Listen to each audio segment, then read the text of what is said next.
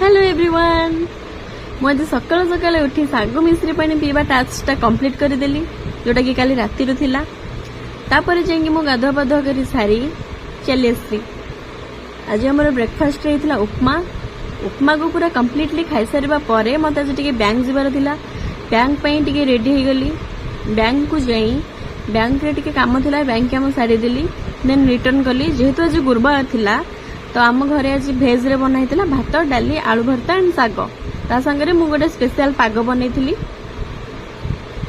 मस्त वाला लंच गोटे करिकिना देन मते निद आसी ये पागरे वर्षा पागरे निदरे गोटे सोई पड़ली गोटे मस्त वाला निद।